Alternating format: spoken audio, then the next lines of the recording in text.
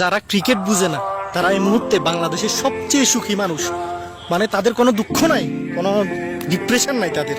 হ্যাঁ, তো আগামী প্রজন্মে যারা আসস, যারা এই ভিডিও দেখতেছস, যারা পাবজি ফ্রি ফায়ার এগুলা লই ফরি থাকস, তাদের উদ্দেশ্যে বলি রেগুলার লই ফরি থাক।